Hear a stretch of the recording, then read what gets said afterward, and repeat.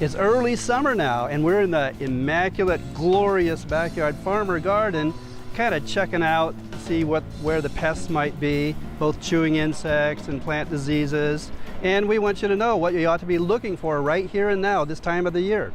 Yep, and as things are starting really to pop this summer, as with some of that excess moisture that we've gotten the past couple of weeks, would expect to see quite a few more rot spots and other things showing up this time of year. Insects, yeah, right? The chewers and all kinds of insects. Indeed. In fact, so many you ought to be looking for, but we can only give you a few examples.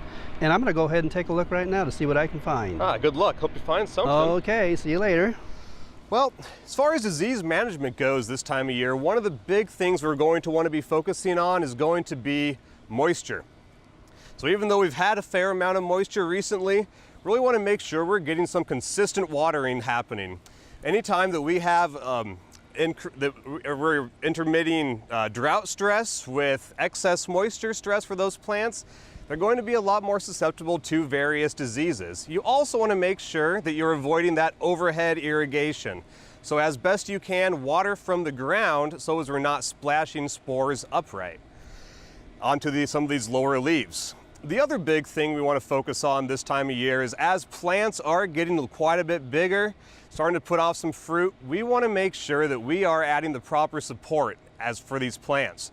So that we have our tomato cages, we have our trellises up, things like that. Anything that prevents that fruit from lying on the ground or any of those stems from coming in contact with the ground, that's really going to help minimize disease pressure towards the end of the year. Also, biggest thing whenever it comes for disease management or even insect management, you want to know what you're dealing with.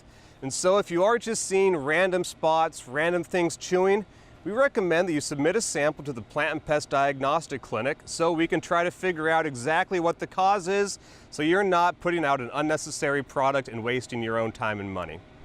I mentioned beetles and mites in early summer, and this is the time of year where they really increase, so you need to be out in the garden looking at early signs of their damage. Of the three beetles that are most important right now would be Japanese beetle. If you've had a history of Japanese beetle grub problems in your turf, this is the time to be putting on your insecticides.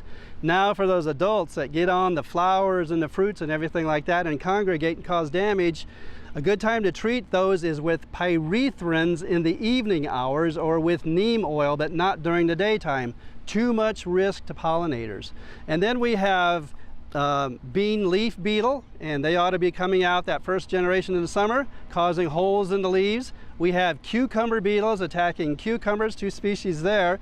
Same kind of strategy, use pyrethrin sprays in the evening hours when most of the blossoms are all closed up, the pollinators are gone, and that will effectively reduce their numbers.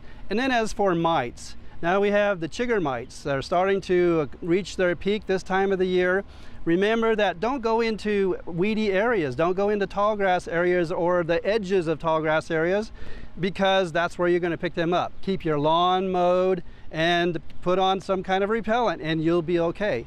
And then the final one that we tend to have in the early to midsummer will be spider mite problems. When you first see that stippling on the leaves, remove those leaves. And then in the course of an infestation, if it gets to be too difficult, then you can apply an insecticidal soap or horticultural spray oil, again in the evening hours when it is cool, and so there won't be that much stress on the plants. Well, Kyle, there's certainly a wealth of information that we can share with our viewers regarding insects and diseases, but there's still a lot more yet to know, right? So, way more than we can discuss today, unfortunately. So they can certainly contact us in our respective departments or even send your emails to backyardfarmer.unl.edu.